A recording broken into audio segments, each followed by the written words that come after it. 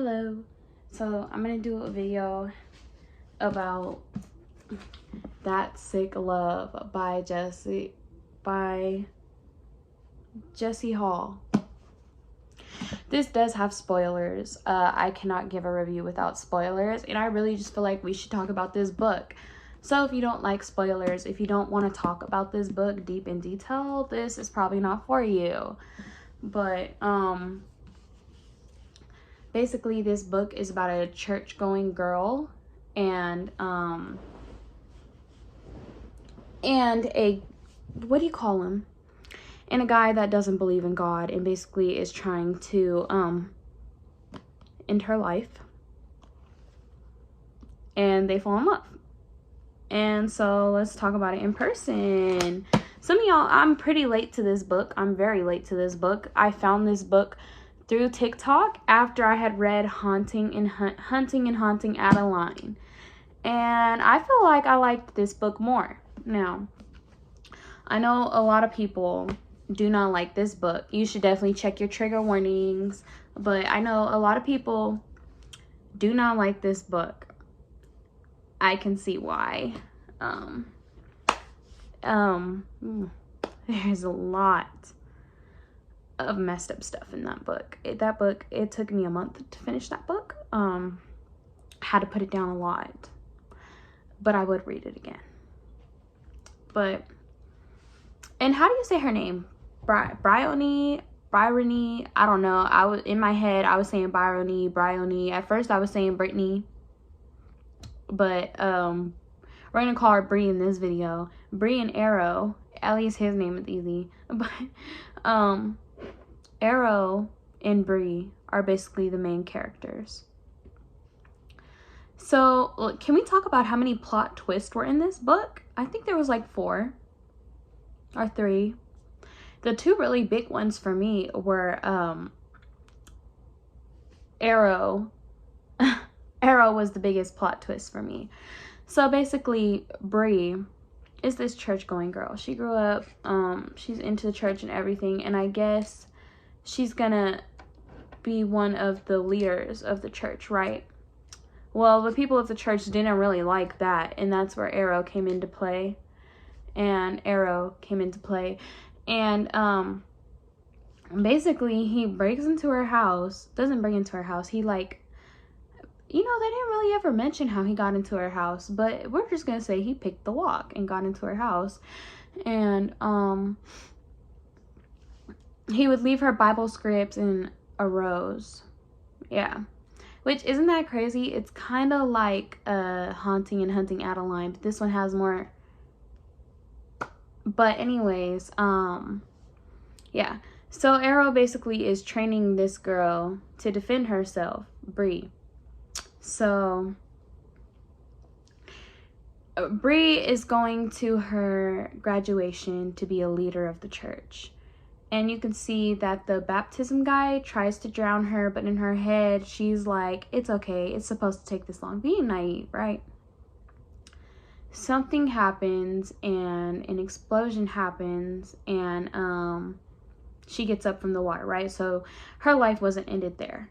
But Arrow is just kind of like, don't you see that they don't want you? Like, watch Saint's face. Saint is the guy that she was in competition with. Well, they weren't in competition. They felt like they were in competition. He felt like they were in competition. But Saint's father basically owns the church, like provides money for the church and stuff. And basically his name is Callium, and Callium's son is Saint. And their plot is to get rid of Bree because they don't want Bree to run the church, be a leader of the church, right? That's supposed to be Saint and only Saint, and a woman should not be running the church, basically. And there's a lot of crazy things going on in the church, okay? A lot of crazy things going on in the church that Arrow exposes Bree to. And I'm getting out of context, but basically I just really want to talk about the part that I want to talk about, but I can't do that without giving you guys all the details. But anyways, so the plot twist for me was when Arrow takes Bree to the woods. First of all, can we talk about that woods scene? Immaculate. Immaculate. A lot of people wouldn't like that, but I mean, stunning. Okay. But, okay, the plot twist for me was how Arrow was related to Callium and Saint. Saint was his half-brother, and Callium was the dad. I'm like, my jaw dropped. Didn't have to tell me no more, okay? But that was crazy. And then to find out, homegirl was only 18, but she thought she was 20 the whole time. But come to find out, she was adopted. And it's like, damn, girl. Damn, can't catch a break. Crazy. And then, can we talk about how he can't take touch? Which we find out why he can't take a gentle touch, which is so sad. But it's just like...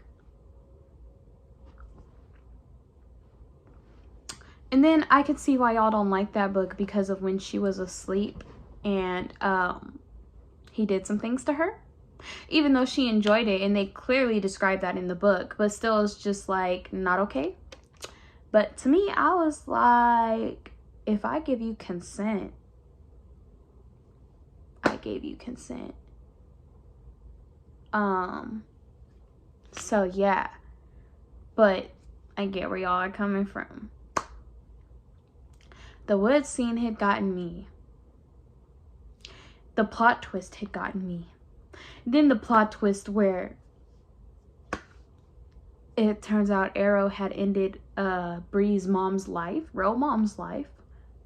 Then the plot twist where the adoption parents, which I didn't really understand this part, but the adoption parents left and they knew Bree was gonna die. That's what I got from the book, but I don't know, I could be wrong. But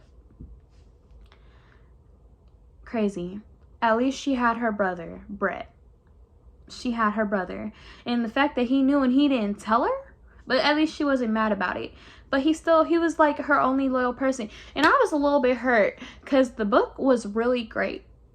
Really great, because for a second throughout the whole book I was like, okay, is something really going on with Saint? Is something really going on with Saint? Is Saint innocent? Because that scene played out so well between the both of them. Like, I was like, okay, Arrow, are you just being weird? Are you just jealous? Like, are you just mad?